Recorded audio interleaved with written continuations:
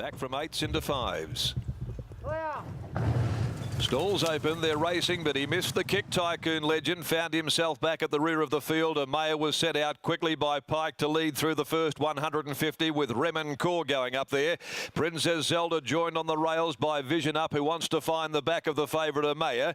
Nobelium trapped 3 deep when they'd settled down at the 800, being followed by Tycoon Legend, just steadying off heels, getting back then Seconda Vita.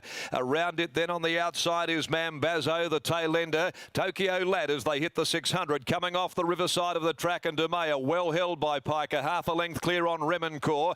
Princess Zelda off heels, goes up 3 wide, so this is pushed Nobelium 4 deep. On the rails came Vision Up at the 400 mark. Tycoon Legend tracks up just in behind those with Seconda Vita. Then Tokyo Lad and the widest of them, Mambazo in the straight at the 250. Amaya lets down Princess Zelda, joined it quickly now. Here comes Tycoon Legend finding space. Princess Zelda, the well supported Tycoon Legend. Amaya fighting back Tycoon Legend. Princess Zelda though fighting it out. They went to it and it was Princess Zelda. Princess Zelda won it narrowly from Tycoon Legend and Amaya third. A tidy run Tokyo Lad behind those in company with Nobelium, who was caught very deep in running. It boxed on well. In behind those then at the head of the others, Vision Up, Remencore, Seconda Vita, and trailing them home last of all is Mambazo in the first. Number 5, Princess Zelda, has won the opening event of the day.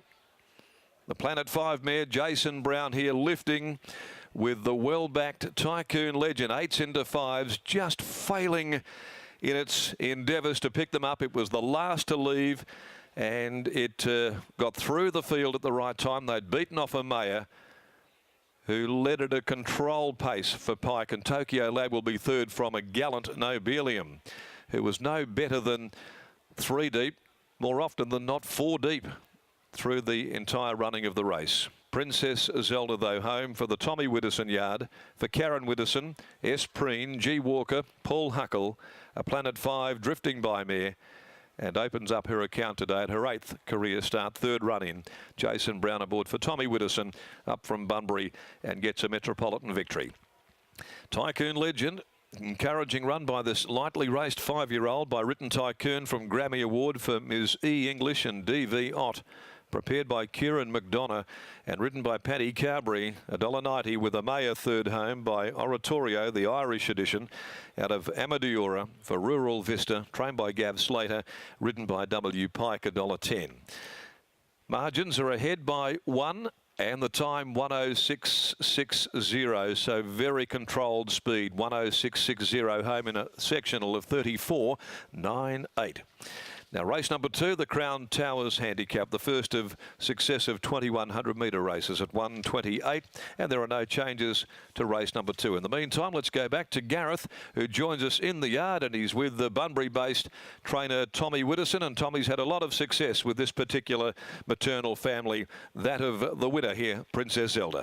He's enjoying these maidens on a Saturday too. It's a couple of victories. They're worth $30,000, so they're definitely worth it winning. And this particular mare, Tommy, she has been knocking on the door, and she's been behind a couple of really smart ones her last couple. Yeah, well, the last 2 starts, we've just done a bit of a gear change with her. We put a crossover on and put the winkers on, and seems to have switched her on a bit more.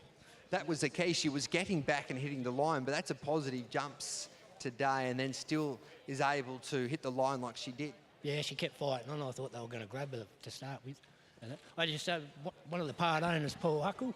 Congratulations, mate, your first Saturday win. Yeah, well done to Paul, and they're going to have a little bit of fun with her. Yeah, just see how she is now, see what's around. Yep. She might have a bit of a let-up or whatever, just have a look.